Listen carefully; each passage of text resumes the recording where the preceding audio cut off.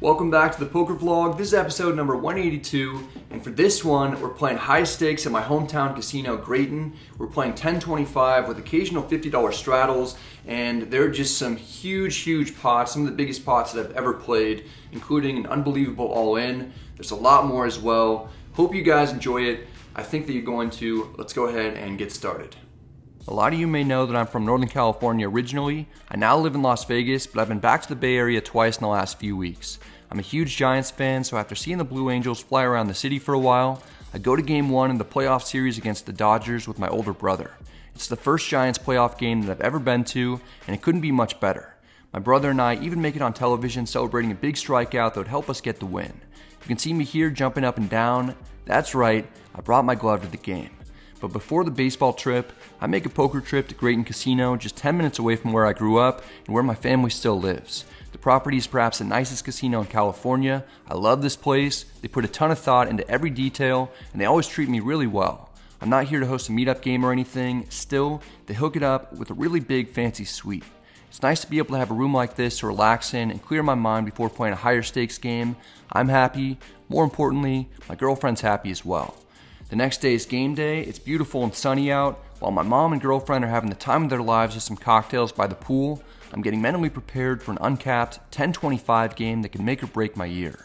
I'm only $6,000 away from making my 50K goal for 2021, and this session could easily put me over that. It could also set me back somewhere between $10,000 and $20,000 if things don't go well. Taking shots at big games can be nerve-wracking, and this is no exception.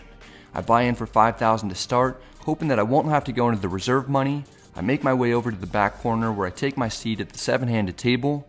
Buckle up because we're about to go for a wild ride. We've got ace-10 offsuit in the cutoff. I open to 75. The big blind is the only caller. We're heads up in position. The flop comes queen 7-7 with 2 clubs. We have 1 over and some backdoor draws. The big blind takes an unorthodox line by leading for 125.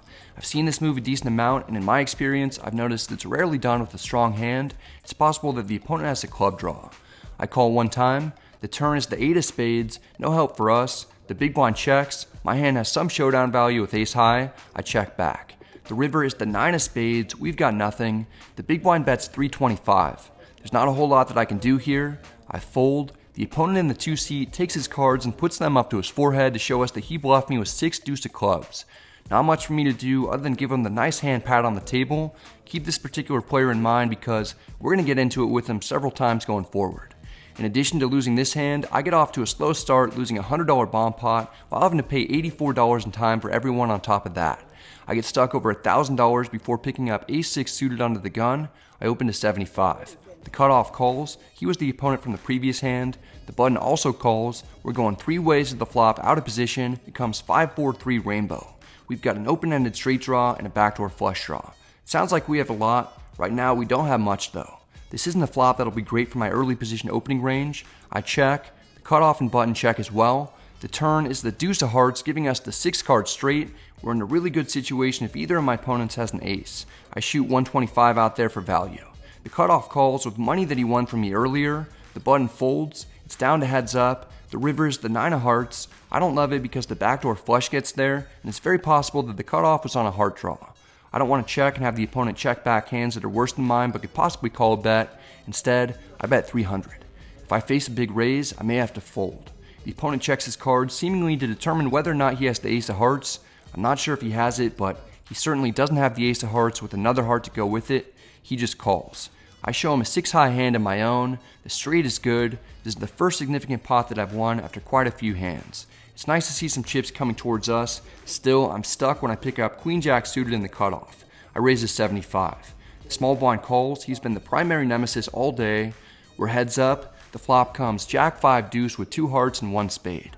Guess what? Our boy leads again, this time for 150. Well, we've got evidence from the first hand suggesting that this bet doesn't necessarily indicate a lot of strength. I call. The turn is the queen of spades. We've improved the top 2 pair. The small blind checks. I want to charge big draws. I bet 400. The small blind seems as if he's not sure what to do. Eventually he calls a nearly pot-sized bet. When he check calls, it seems way more likely that he's got a draw or 1 pair hand at best. The river is another 5. All the draws a miss, and there shouldn't be any 5s in my opponent's range unless he had the spade flush draw to go with it. Small blind checks. Maybe I can get a call out of a hand like Queen 10 of Hearts or Ace Jack. I bet 700 for value. Once again, we see the opponent double check his cards to make sure he's got what he thinks he had. We don't get a call this time though. The small blind puts in a min raise to 1400. In the history of me getting min raised on the river, I'm over a trillion calling these bets. He obviously somehow has trips. I know it, you know it, Marvin knows it. The price is just too good though. I can't get away from top two. You win with a 5. Nice hands. Call. Ace 5. Nice hand, nice hand. I'm an idiot. I'm the worst. The 2-seat wrecks my world with Ace 5 offsuit. He called a pot-sized bet on the turn with 5 outs, then got there and got me to pay him. It was a terrible river card that cost us a lot of money, but we did gain some information about the opponent, and that's that he clearly doesn't like folding. Hopefully we can find ourselves in a situation to take advantage of that at some point. Right now we found ourselves in a bit of a nightmare. We're only a few hands into the vlog, but in reality, I'm a couple of card dead hours into the session. The deck just isn't cooperating.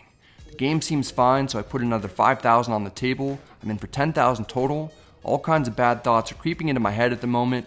Maybe this is the day that I get torched for my biggest loss ever. With things not starting out as I'd hoped, and knowing that I'm not in the mindset that I'd like to be in, it's best to take a walk and regroup. Lost that last weird hand. I think I'm stuck about 3K. Just added on. Gonna keep trying to play my best, although I'm not really feeling my best right now. So we'll see if I can get some money back. I come back to the table when a somewhat small pot for this game, and I'm feeling slightly rejuvenated when I look at pocket fives in the big blind. Under the gun +1 opens at 75. I call, we're heads up out of position. Nothing's really gone too well for us so far. That's about to change. The flop comes 10-7-5 with 2 hearts. We've got bottom set. Wile E. Coyote isn't here, so I've got to check to set the trap myself. The opponent has a little roadrunner in him. He checks back to avoid certain doom, at least for now. The turn is the Jack of Diamonds. 9-8 gets there, but for a variety of reasons, it's tough to imagine that's what we're up against. I bet 150 to punish the under the gun +1 player for trying to control the pot in the previous street. He puts $150 in the middle to purchase his one-way trip to Paintown. The river is another 10. That pairs the board and gives us a boat. Poker rooms tend to be cold. Don't worry though, I keep the heat on by betting 450. The opponent's trying to make sense of the story that I've been telling, which is that I have a very big hand. To his credit, I also have plenty of bluffs, including a hand like 7-5 suited that's been counterfeited. Once he checks back flop, he shouldn't have many 10s in his range. That would allow me to bet large with air a decent percentage of the time. Unfortunately for him, in this instance, I happen to be close to the top of my range. The opponent must have something with showdown value. He calls. I feel bad for under the gun +1 because it's no longer 2020, but the guy still isn't able to avoid bad news. I flip over the boat. That's going to be the winner. This is a really important pot to win in order to build up some confidence. We made a big hand, got value on 2 streets. Now we've got some momentum going, and we're only stuck about 1,500, which is just the amount of one medium-sized pot at these stakes. Next, we're dealt 3 deuces of spades on the button. The hijack limps in. Remember, this is a 7-handed game. I've only got 6 opponents, and the hijack is the least experienced. My game plan is to isolate him in position as often as I can when I've got playable cards. I raise to 100. Although my cards are suited and connected, I admit that this is a bit too wide. The big blind calls, the hijack calls, we're going 3 ways to the flop in position. It's 8-6-5 with 2 spades. We flop a straight flush draw that no one will ever put us on if we hit it. The big blind leads for 175. This is a different opponent from the one who led into me 2 other times previously. The other guy is a 2-seat. This is the 1-seat who I beat in the full house hand that we just went over. I typically don't see leads into the pre-flop aggressor this many times in one session. It's interesting for me to travel and see what betting trends are pervasive in different areas. Leading certainly seems to be a common play at this game. The hijack folds. My hand is strong on the surface, but I could be in a lot of trouble if I'm up against a better spade draw. I call, hoping for the 4 of spades one time. In 5 years of making poker vlogs, I've never made a straight flush on camera. That's gonna change. On the count of 3, get your mouse ready to click the like button for extra run good. 1, 2, 3. The turn is a 4. It's the 4 of hearts though. We still haven't hit a straight flush on the vlog. At some point that's gonna change. I won't quit making poker vlogs until after that happens. The good news is that we've improved to the low end of the straight. We've gone from having no value to having a solid amount. The bad news is that the big blind bets 275. He's pretty much representing the straight with the 7. He's a smart guy and knows that this board will mostly favor his range over mine. I happen to have a hand that I usually never have, and I can't fold, especially with having the flush draw. I call, not being sure what to root for since there's some chance that I could still be up against a better flush draw. The river is the 6 of clubs. pairs the board, making it so there are even more hands that the big blind could have that are beating me, but he probably wouldn't have let flop if he had 2-pair or a set at that time, and I don't know if he would have bet 2-pair or a set on the turn, so him having a full house seems unlikely. It doesn't stop him from firing a third bullet. He bets 650. This is a gross spot. I was already wrong calling on the river once today. Despite having a straight, I really only have a bluff catcher in this situation. People just aren't triple barrel bluffing that often at any stakes. One more time, I can't fold. I call. The opponent triumphantly turns his cards over. He obviously has 9. Jack of spades. He flopped a better flush draw with 2 overs and a gutter to go with it, but he missed everything and tried to push me out of the pot. I actually like his hand to turn into a bluff since I can still have higher spades that he'll have to fold, and he at least blocks 9-7 of spades. We have him beat. I'm going to leave the sound on so you can hear what everyone says when they see what I've got. No one says a damn word as they try to replay what just happened and wrap their heads around me raising pre-flop with 3 deuce suited. It could have gotten me into a lot of trouble. I get very lucky that it works out. I win a large pot that results in me being within just $200 of the even mark after a rough start. An added bonus is that in every single raised pot when I'm the pre-flop aggressor from here on out, each player at the table will have to be worried that I could have connected in a big way, whether the dealer puts out high, medium, or low cards. Having this hand get to showdown and me correctly bluff catching will probably dissuade people from wanting to bluff me in the future as well. The only negative thing is that it may cause me to get 3-bet lighter. It's very interesting how perceptions of people can change after certain hands and how that can affect how the table plays going forward. I always try to think one step ahead if I can. Here I pick up 7-6 suited on the button. The hijack limps just as he did in the 3 deuce suited hand. The cutoff raises to 100. He's a good player who's been isolating the hijack fairly often also. I've taken note of this, but haven't had a hand to take advantage of it with. I choose this time to pull the trigger. I 3-bet to 325. The aggressive play gets the job done. I take down the pot and my stack is up to $9,950. I'm only down 50 at the moment. The situation has completely turned around. Instead of feeling like I can't win, I'm feeling like I'm playing GoldenEye for 64 with invincibility mode on. I'd win some small insignificant pots to get the stack over $10,000 and squeak into the land of profits where I'm dealt ace-king offsuit on the button. I raise to 75. The 2-seat hasn't been my nemesis for a while. He changes that with a call. We're heads up in position. The flop comes queen 8-6 with 2 diamonds. There are lots of draws out there. We pretty much got nothing though. For the 3rd time from this particular opponent, he leads into us. He makes it 75. The first time he had a club flush draw. The second time he had a pair of 5s, which is good for second pair. I haven't seen him or anyone else do this with top pair better. I call with what could be the best hand. If not, I should have outs. The turn is the ace of hearts. We substantially improve. The big blind bets 100. The line he's taken doesn't indicate a lot of strength, particularly with the sizes he's choosing. This is a draw-heavy board, and he's betting 1/3 pot, which would give me 4-1 on a call. He's not trying to keep me from calling with drawing hands. He's trying to get to the river and or showdown as cheaply as he can because he likely has something with some showdown value, but not much. I need to make sure he doesn't accomplish his goal. I raise to 300. Not too much time goes by before the opponent gathers chips and makes the call. It doesn't mean much to me. Let's remember that he called a pot-sized bet earlier with 3rd pair on the turn and no draw. The river is the 3 of hearts. It's a complete blank. No straights or flushes are possible. The big blind checks. I want to target his 1-pair hands. I bet 400 to see if he'll stick around with a queen or maybe even an 8. If there's one guy here who seems to hate folding more than me, it's a 2-seat. After some deliberation, he lets his cards go. I don't get the sense that he had much, probably a missed draw. I let him know that he made the right decision by showing him the ace face up. Here you go, sir. I keep the king face down so that if he's really curious about what the other card is, he'll have no choice but to watch this episode of the vlog. It's a next level play in order to optimize views. In this one, we've got ace-jack offsuit in the big blind. It's a 5-handed $100 bomb pot. The flop comes jack 8-7 with 2 hearts. The small blind checks. I bet 300. The button is the only caller. It's heads up, and the turn is the ace of spades. We drill top 2 pair. I bet 700 to deny equity from drawing hands. The button isn't able to stick around. He folds. It's the first bomb pot hand that we've won today. The opponent doesn't look like he's going to watch the vlog no matter how hard I try to entice him, so I show him both cards. It's been frustrating, bleeding away $100 at a time every dealer change. I'm glad to get some bomb pot money returned to me. That money wouldn't last long though. We'd play 2 eclipse spots in a row, which occur when the black bomb pot dealer button you see on my right and the normal dealer button land on the same player. Eclipse spots are 200 each, which really adds up.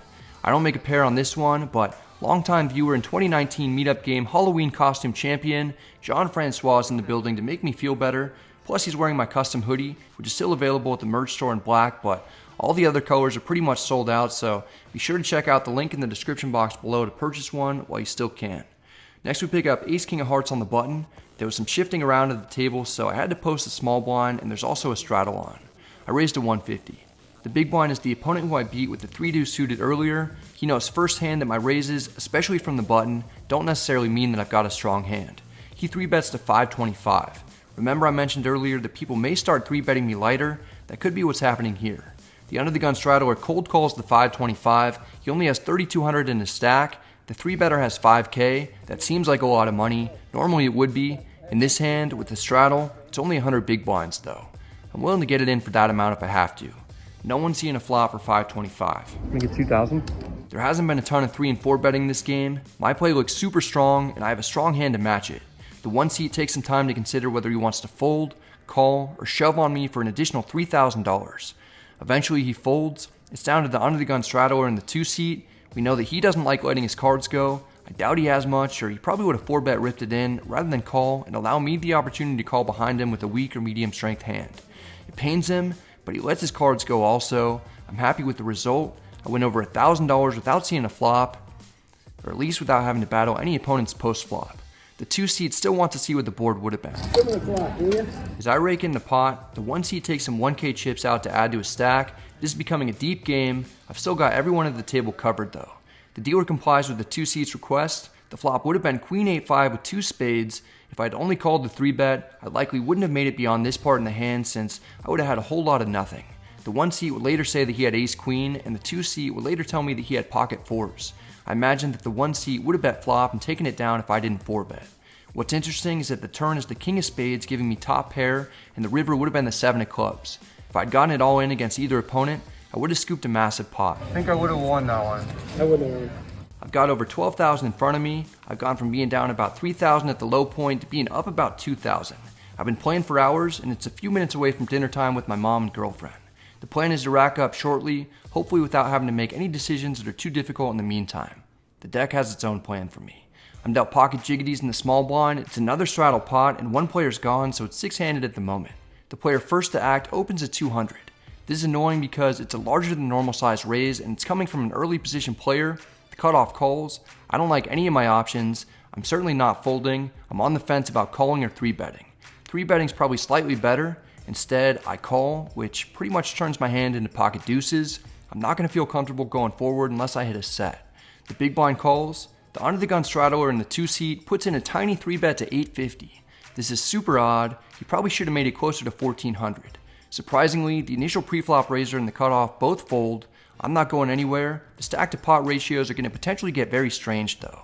I call for 650 more. The big blind also calls. A lot of the time he's going to have a small to medium pocket pair or some kind of suited connector type hand. He has a 10k stack and can really decimate mine if we happen to get into it together. He comes out ahead. I can't think of a much better time than this to drill a set. Unfortunately, we don't run quite that good. The flop is 7-4-3 rainbow. This is such an uncomfortable situation to be in since I've got something really good, but one or both players could have me beat. I check. The big blind checks, which he'd almost for sure do with sets, or he could even conceivably do this with 6-5 suited. Under the gun likes the price that he made it pre-flop. He sticks with it and bets 850 again. I don't see how I can fold to a bet that's less than a third of the pot. The problem is that while under the gun may have a hand like Ace King, in fact, that's what I think is the most likely hand he'll have given his line. I'm worried if I call it could look weak, and the big blind might put in a big check raise whether he has a strong hand or not, since this board crushes his range.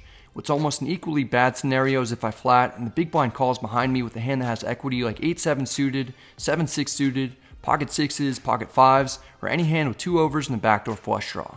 If I call, there won't be any cards other than a jack that I'll want to see, particularly if it goes 3 ways to the turn. I feel super handcuffed. The one thing I have going for me is that I could have also smashed this flop given how I played it pre-flop. I do something a little unconventional and slide in a raise to 2,000. It's a small sizing so I can still get away from it if the big blind has a set and wants to play for a much larger amount than the under the gun straddler is capable of. If the big blind has anything other than a set, he's pretty much going to have to fold since I put it in the check raise and he still has a 3-better behind him who also put money in. If the big blind folds and the under the gun player jams for 2,400 more, I'll have to side call off. I really hope that's not what happens though. If the big blind folds, I'm very relieved to see that. I have one less opponent to worry about, but I'm not out of the woods yet. I expect the under-the-gun player to rip it in if he has pocket aces or kings. My read on the situation is that he genuinely doesn't like getting raised, but it's only $11.50 more for him. He's getting a good price. He calls, which we've seen him do in previous hands with very little value. I still wouldn't be surprised if he has ace-king or ace-queen, especially if he's suited and has a backdoor draw. It's down to heads up. The turn is another 3. It's great to see the dealer keeping it low. It's now a $7,000 pot. The opponent has about 1/3 of a pot-sized bet left in his stack. There's a good chance that he has ace-high, but there's also a decent chance that he has a pocket pair better than mine. If he does, I guess this is just my time to double him up. I don't see how I can get away from this. Wish me luck. If I don't win this pot, I'm going to be in a brand new, deeper hole than the one that I spent hours trying to get out of. A big part of me wishes dinner was just 15 minutes earlier because then I would have been able to avoid this quicksand situation. This will be about a $12,000 pot if I get called. A lot of time is going by for this player to make his decision. Surely if he had aces or kings, he'd call without any hesitation since he's getting almost 4-1. I also think that he would have bet more with those hands on the flop. As each second passes, I'm more convinced that he has ace high, perhaps with a heart draw, but maybe not. Not only could I have the best hand, I could be a big favorite. I just can't think of what he could possibly have that's beating me that he wouldn't have snap called me with. We already know that the 2-seat doesn't like folding. He's racking up more time in the tank than Mark Cuban. After 56 seconds goes by, the player finally makes the call. It's one of the biggest pots that I've ever played, but do we have the best hand? I think we could. I'd like some insurance though. The dealer puts out the miracle jiggity. I know that I joke with you sometimes, but not here. We make a full house in order to have what's almost certainly the best hand in a 5-figure pot. It's a good river. What do you get?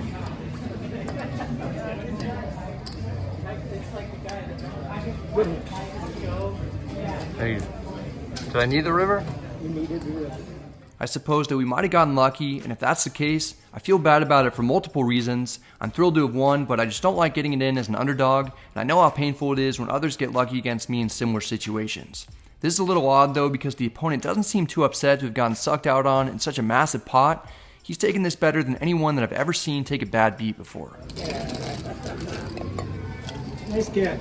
Thank you. That was a nice catch, yes. There you go. Hey, I had top house going into the You top house? top house. How are you tanking then? I had 7. How are you tanking then when I shoved? How was I taking? I just planned. What do you mean? What do you want me to do? We're going to get it all in anyway, aren't we? This is maybe the most ridiculous conversation that I've ever had after a hand. He's saying that he 3-bet small pre-flop with pocket 7s when he could have called to close the action, which I don't think that I've ever seen anyone do. He tank called the flop raise. That's pretty reasonable with top set. Then tank called the turn with the second nuts for almost a full minute in a timed game. After I shoved all in, he was getting 4-1 on a call. If what he's saying is true, then I don't feel bad about sucking out on him at all because it sounds like he was planning perhaps the most epic slow roll in the history of poker. What's way more likely is that he was behind the entire way and wanted to save face, so he made up something that made absolutely no sense. If he told me he had aces, kings, or queens, I would have been way more inclined to believe him. 3-betting pre-flop and tank calling the turn all in with top boat isn't a very credible story. I guess it doesn't matter too much anymore. The guy's been a fun person to play with aside from this incident. We'll never know for sure whether what he's saying is true or not. What's more important is that the stack is all the way up to 18,500. We're winning 8,500 on the session, and we're not finished. I text my girlfriend that I'm not able to join her and my mom anymore for dinner because I don't want to hit and run. I'm having a good time playing anyway. Notice that my girlfriend completely bypasses the fact that I'm up big and decides to instead focus on her order of crab cakes. Good thing I've got you guys to share poker stuff with.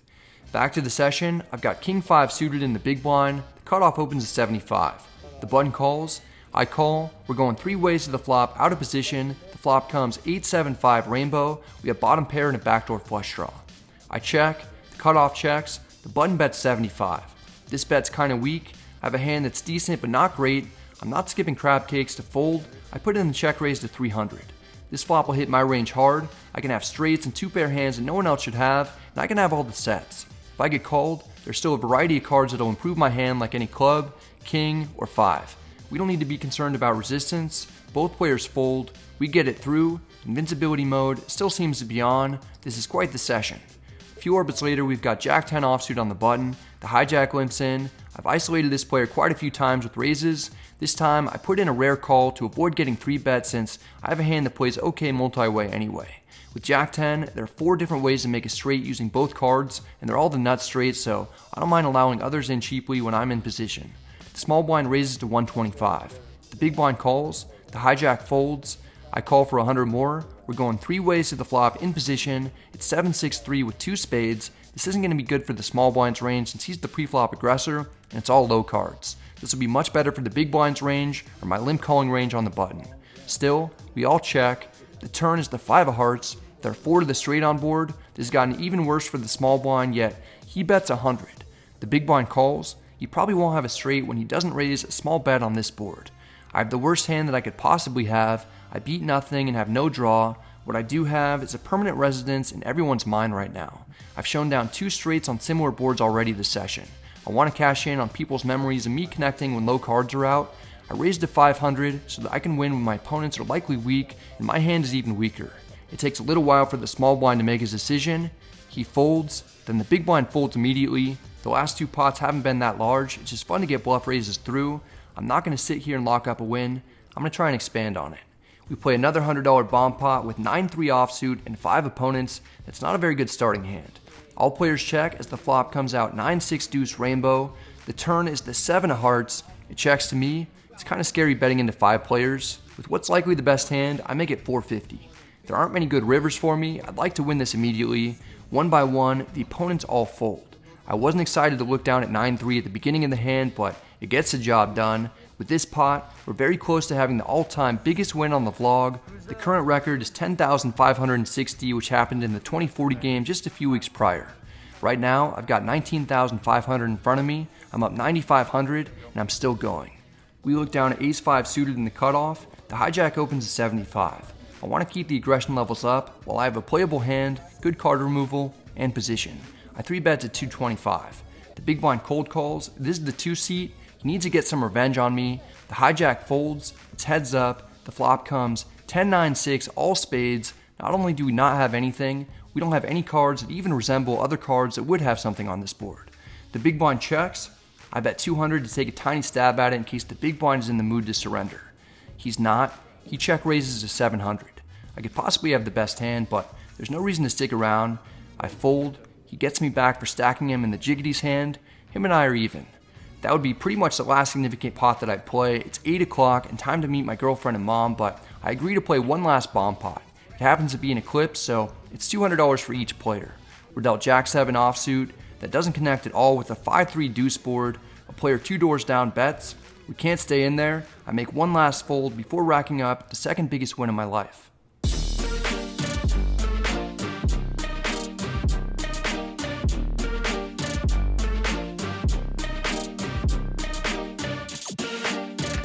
Grayton is a special place for me since I tend to run well, and I always get to see my family when I'm here. It wasn't that long ago that my parents understandably didn't want me to become a professional poker player.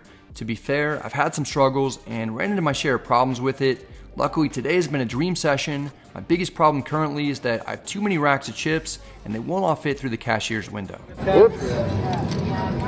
I'm an idiot.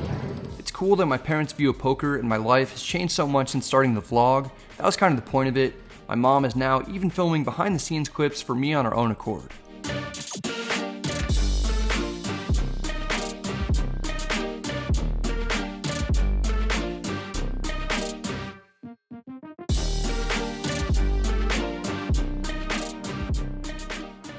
I played for 6 hours. I won 8,800 and played a ton of super interesting hands, including that $13,000 pot with jiggities. That hand has been, that's like the second or third time I've gotten it in with pocket jacks, and it's reeled like a full house or a set on the river in like an all-in huge pot situation. That was interesting because the opponent said that he had the second nuts on the turn. So he said that he had pocket sevens, which is sevens full. That would be very strange because that would mean that he did a very, very small 3-bet pre-flop. And then he tanked on both my flop check raise, and then my turn shove. So if you tank call the shove on the turn with the second nuts, that would be very, very strange. So hard to believe that. If you said that he had aces or something and that I sucked out, I would have been way more inclined to believe it. The fact that he didn't say that made me think that I had the best hand the whole time. So super strange, but great group of guys overall. I really love playing here. It is my hometown. My girlfriend's here, my mom's here, and I was stuck 3K. I really didn't feel like playing, and then I just went on a giant tear. And if I sucked out with that jacks full of threes hand, then that's by far the luckiest that I've ever been in a pot, because that's the biggest pot that I've ever played. So not only was that a cool thing to happen, but also today I passed the 50K mark that I set for the year. That was my goal for poker this year, was winning 50K in profit, and I think I'm somewhere around 53K or something. So very, very special. I still have 3 months to go, so I'm going to try and maintain or improve on that. And awesome trip. I'm going to go to my buddy's bar, final edition. He just opened it up. I'm even like more pumped about that than I am about this session. The fact that he's been working 2 years to open up this bar or renovate it. He bought it from some other owners, so very excited to go see him and spend time with my family. This is my buddy's bar. It's located in Larkspur Center, just off the freeway at the north end of Santa Rosa. In general, I'm a big fan of when people take a risk and choose to do something that's unconventional that they're passionate about. That's why I'm so excited to see this place for the first time since my buddy took it over. For 2 years, he put a ton of blood, sweat, and tears into negotiating terms, getting the building up to code, and renovating it during a difficult period. This is him here working behind the bar, continuing to put in the effort every day. His name's Pat. We went to high school together, and he also lived in Las Vegas during the first 7 years or so that I lived there, before he moved back to Sonoma County to open this place up and raise his 2 sons. Check out Final Edition on Instagram if you're interested. Every time I'm visiting family for the holidays, I'll probably be spending some time here as well. One of my favorite things about it is that people from all different ages and walks of life feel comfortable to come in, have some good food, a cold drink, and hang out. That's it for this one, guys. I hope you enjoyed it. I had a good time putting it together. There were just so many awesome hands and situations that I was in that were really unique. Didn't start out well, but I came back and booked the second biggest win that I've ever had. So thanks to Grayton, thanks to the players in that game, because it's kind of just a small group of players, and that's their own thing. So it was cool that they allowed me to jump in there and film the session. Just one of my favorite sessions that I've ever done.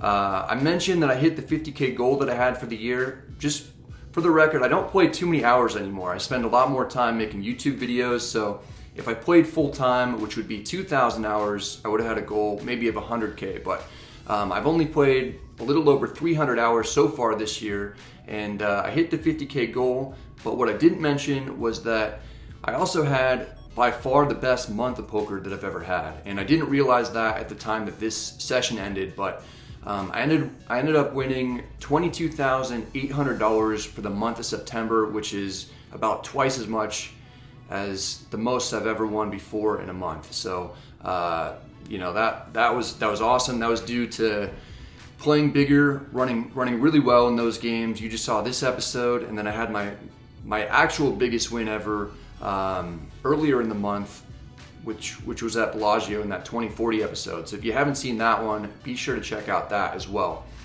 A couple final things, I guess, is congratulations to the Dodgers. That one hurts to say, but it was too bad that the Giants and the Dodgers had to play each other in the divisional round, with the 2 best records in baseball. That check swing thing, I think the Dodgers were going to win that game anyway. Series was a lot of fun. I know I give Dodgers fans a hard time, but yeah, you guys deserve to advance. So well done. I hope you guys are all doing well. Stay safe. Good luck at the tables, and I'll see you next time.